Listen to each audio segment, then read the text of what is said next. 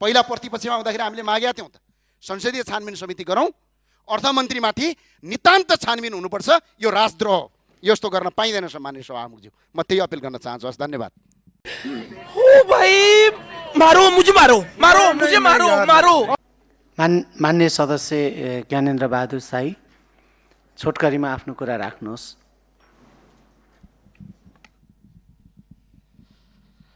सम्माननीय सभामुख महोदय, अब यो संसदको यो अर्को नियमित जो प्रधानमन्त्रीको जवाफ हामीले नियमित मागि नै रहेका छौँ, तर योभन्दा अलिकति पर जान मन लाग्यो।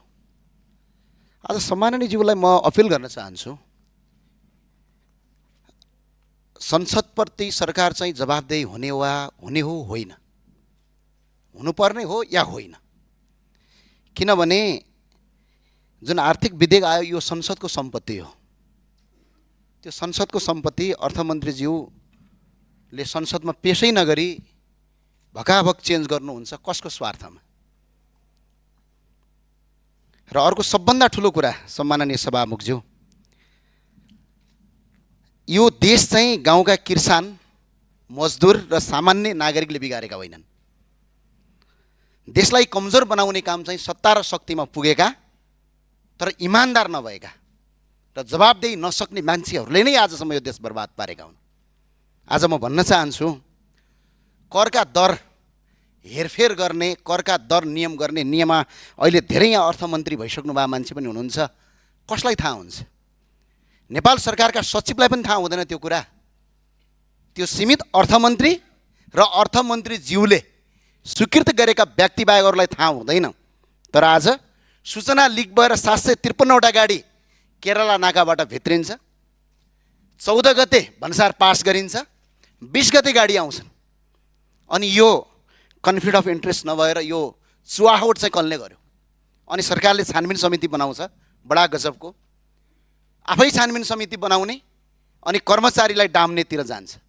हामीलाई थाहा छैन बजेट बन्दाखेरि बजेटका करका दरको हेरफेर गर्ने र दर कति हुन्छन् भन्ने कुरा नितान्त अर्थमन्त्री बाहेक कसैलाई थाहा हुँदैन। यदि त्यस्तो अपराध गरेको ठहरेमा राजद्रोहको मुद्दा चल्ने नेपालमा कानुनी व्यवस्था छ। सम्माननीय सभामुख महोदय, आज कसको आधारमा यो गरियो यसको जवाफ अर्थमन्त्रीले संसदमा दिनुपर्छ।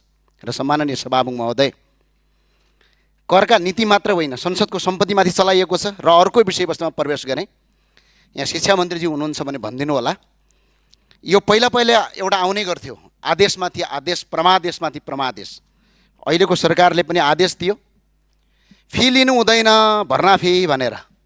म आज यो देखाउन चाहन्छु, यो प्रत्येक विद्यालयको के गरेको छ। यहाँ नाम चेन कसैले के भनेका छन्, यहाँ कसैले तपाईँको सहयोग रसिद, कहिले वार्षिक सहयोग, नाम चेन्ज गरेर भक्काभक फी लगेर तपाईँको देशभरि बर्बाद पारिएको छ। त्यो भएको हुनाले यो कार्यान्वयन गरियोस्। र अर्को सरकारलाई म जाँदै भन्न चाहन्छु, सत्तापक्षका माननीयज्यूलाई सभामुख मार्फत भन्न चाहन्छु, म अलिकति पुरानो हो तपाईँहरूभन्दा, 1 वर्ष 1 कार्यकाल।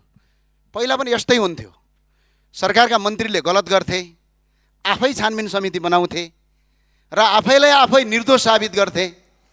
अनि बिचरा संसदमा ताली पट्काउँथे। जनता वाक्क भएर भदौ 23-24 भयो। तपाईँहरूलाई ध्यानमा राख्नुहोस्, देशका बहालवाला मन्त्री र देशको अर्थमन्त्रीमाथि छानबिन अर्थ मन्त्रालय होइन, संसदीय छानबिन समिति चाहिन्छ। त्यसबाट छानबिन गर्नुपर्छ हामी, किनभने यो सामान्य कुरा होइन। यो आज देशका अर्थ करका दरहरू हेरफेर गर्ने सूचना लिक गरेर आज कसरी आयो त्यो सूचना? त्यो सामान्य कुरा हो। अनि भन्सारको एउटा कर्मचारीलाई थाहा हुने कुरा हो त्यो? कसलाई थाहा हुन्छ?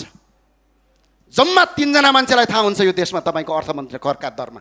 एउटा अर्थमन्त्री, यदि चाहे भने अर्थ सचिव, यदि चाहेपछि राजस्व सचिव। यदि अर्थमन्त्रीले अनुमति दिनुभयो भने कसरी सूचना लिक भयो? यो ठुलो अपराध हो र सुशासनको आँटमा बनेको सरकार हो यो सरकार। र अहिले सरकारको जुन 182 सिट आएको छ, 181-82, तपाईँ हामीले कुनै काम गरिरहेको होइन। जनता वाक्क भएर सुशासन हुन्छ भनेर आएका हुन्। अहिले कुशासनको बाटोतिर नलाग्नुहोस्, म तपाईँलाई अपिल गर्न चाहन्छु। भनाइ छोटौँ। त्यही भए हुनाले सम्माननीय सभामुखज्यू, मन्त्रीमाथि छानबिन हुन्छ, पूर्व मन्त्रीमाथि आफै छानबिन गर्ने, आफै निर्दोष हो भन्ने, संसदीय छानबिन गरौँ न।